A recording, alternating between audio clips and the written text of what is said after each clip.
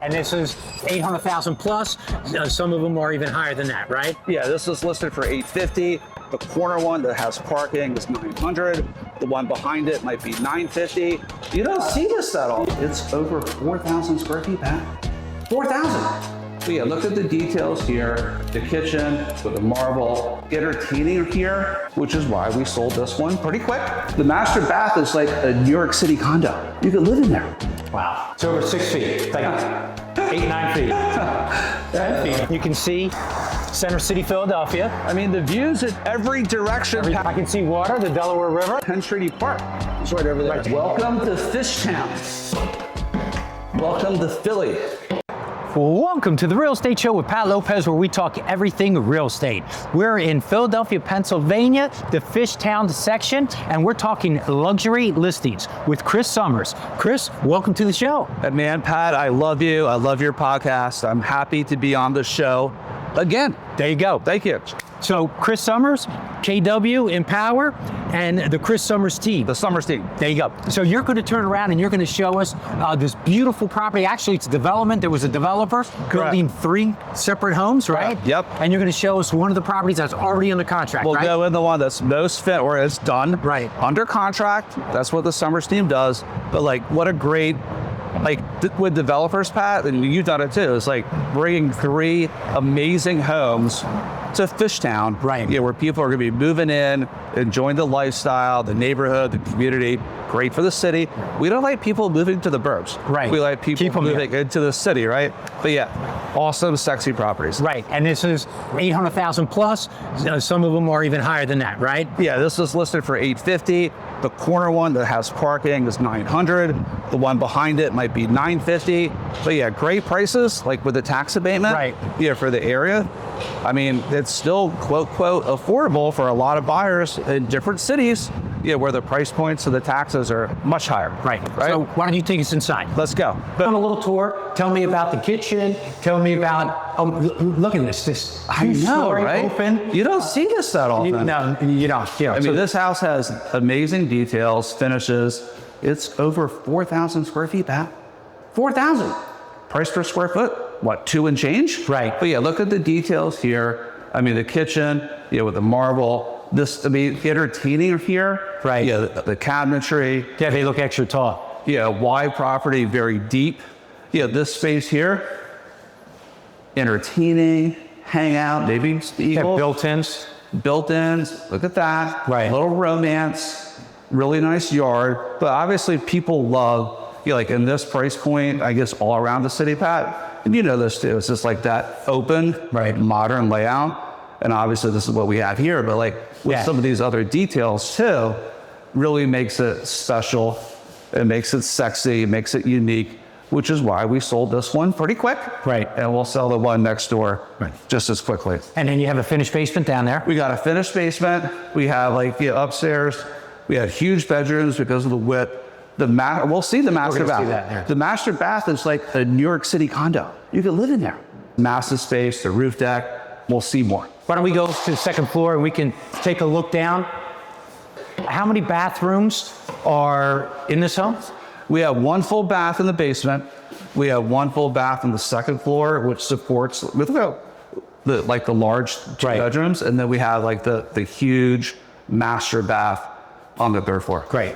And then you can look right down. So I guess if you're hungry, you can yell down, throw some food up. Hey, let's get the cooking going or whatnot. But yeah, I love this feature. Yeah. This developer has done like this type of layout with some, I mean, obviously you need like the width and the depth to do it, but like what a great add-on feature. You just don't really see this on. Absolutely, yeah. Right when I saw this, I was like, oh my goodness, this is super, super unique. Absolutely. Absolutely. Okay, so take me to this bathroom that you've been talking about. Yeah. Let's go.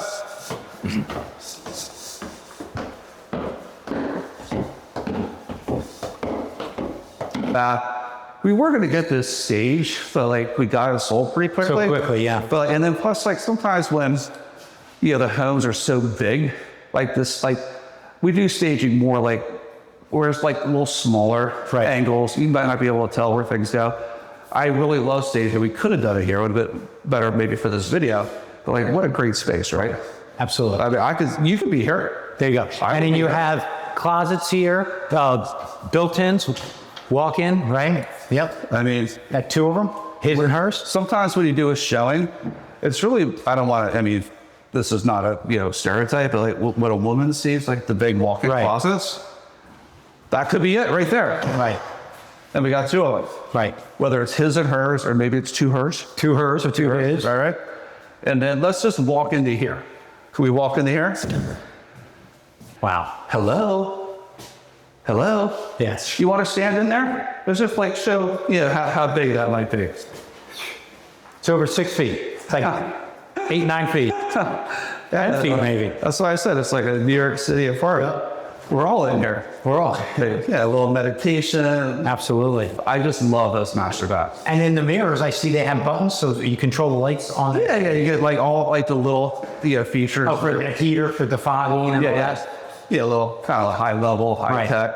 Yeah, but I also love what he did just like with, the lighter tones. Right. Yeah, where it's the hardwood, the rooms. It's just part of that modern luxury look. Okay. So here we are back at the catwalk here, which I think is, other than the bathroom, probably is the second best feature, in the song. Phenomenal. Just the light, the layout. Absolutely. So I have some questions for you. Let's do it. I have people all the time asking me, I want to be a luxury agent. I want to sell luxury properties. I want to ask them questions about that. But before we get into that, you tell me, who are the buyers for the 700 to the 1 million, 1.2 million?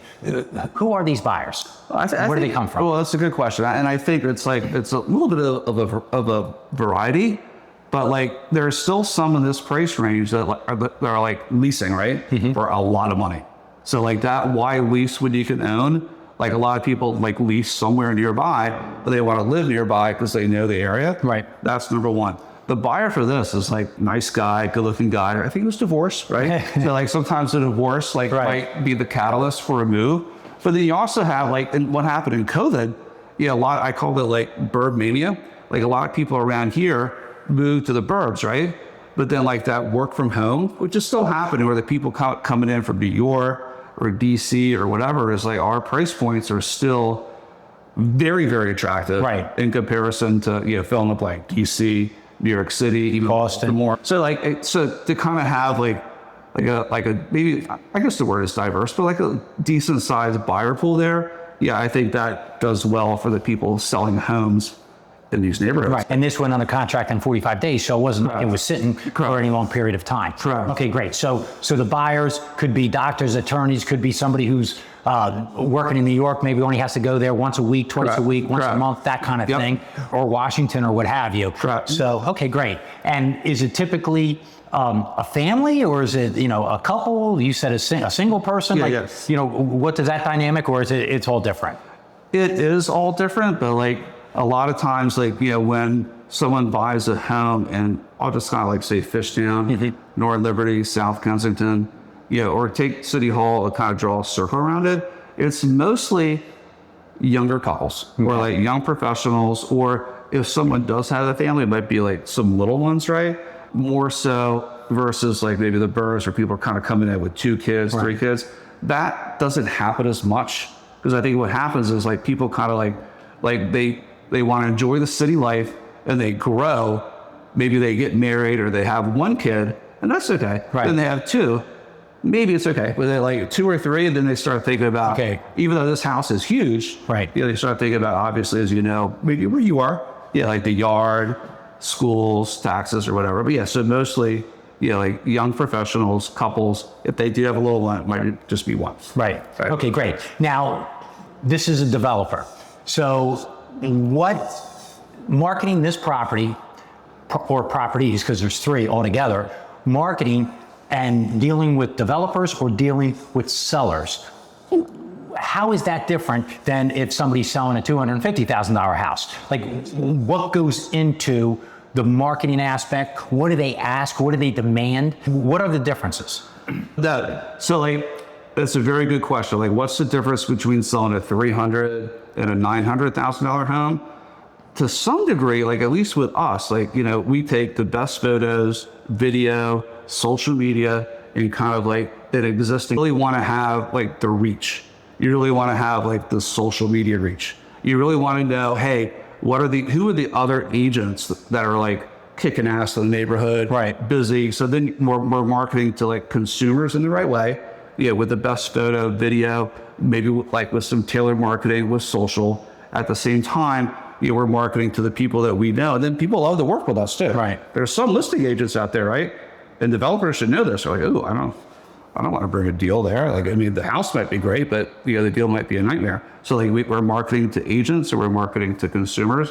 But I think, at this stage, obviously you have to elevate, what you're investing in there too. And to me, like we have our video guy right here. You have a video guy too. Like that matters, right? The photography matters, staging matters. Maybe doing like, I'm not going to like pip Zillow here, but like they do have like a Zillow showcase listing. Right, absolutely. We're only like 4% of agents. 4% of all the listings are there. So like we do some of those for like our high-end listings too. Okay. Right. And is there anything different that a seller or developer is asking of you or demanding of you? Like if I'm a new agent, if I'm walking in, what would be different? Would they, do they say, what's your experience? How many houses have you sold? Or what does that whole dynamic look like? That's a good question. Oftentimes, like, I mean, and you might know this too, it's like when you do your mortgages, like, the ones that might be doing like a lower price mortgage might be more, kind of like stress you out. Because like typically the people, at this level kind of know what they're doing, right? They've kind of already done their due diligence, or maybe we work with them in the past. So here we are at the roof deck, and you can see Center City, Philadelphia. I mean, the views in every direction, Patrick.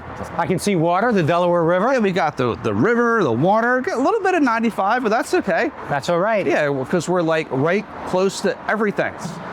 The river. And in that right behind there is the third home being built. Correct. This is home 3 in the development. We'll sell that soon too. But like, there is Penn Treaty Park. It's right over there. Right there. Like if you have dogs, or you just want to go for a walk. Right. I mean, how cool is that? Some of the best restaurants, and not just in Fishtown, but the city of Philadelphia. Absolutely. Like some of the best restaurants are in Fishtown. Yeah, they're Michelin star rated. Yeah. What a great space.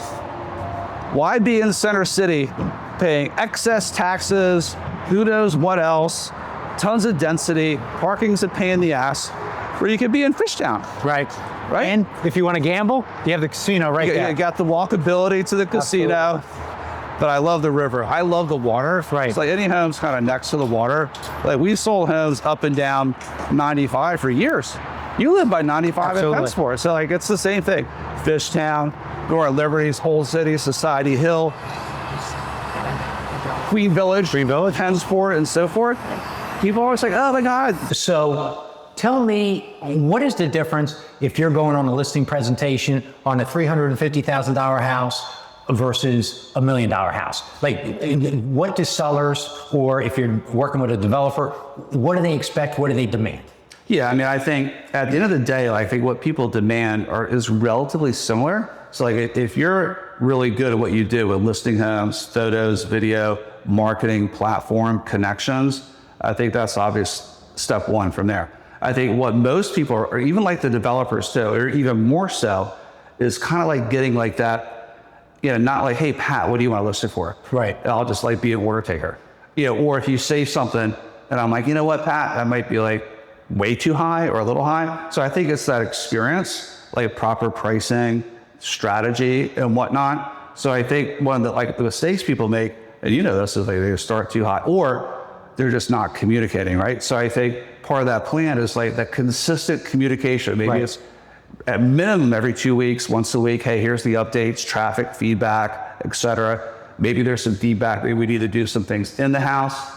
Maybe we need to do a price update. Maybe we don't need to do anything. Like things are happening, right? We're getting like a lot of showings per week. So I think really the main thing is kind of consistent with both, is communication, marketing, knowledge of the market, experience. But here's another big thing too. Like I'm already bald, right?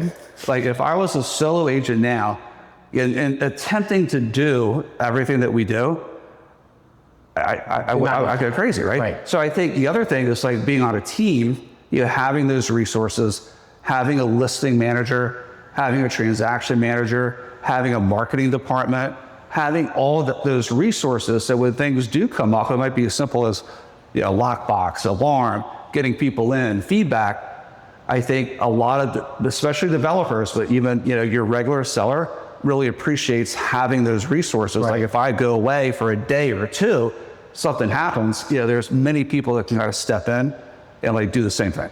Okay. Does that make sense? Absolutely. Let's circle back to if I'm an agent. Yep. I'm a newer agent or even an experienced agent, but now I want to break into that luxury market. Right. What would be your suggestion? How do I gain credibility? So if I'm in front of a seller or if I'm in front of a developer and I'm trying to get their business, how could I convince them that I'm the right person for the job? Well, I think, and it's funny, like we're talking here, like I just had my monthly team meeting yesterday, and the theme was whatever it takes. What is not going to work is just like being passive, being mediocre.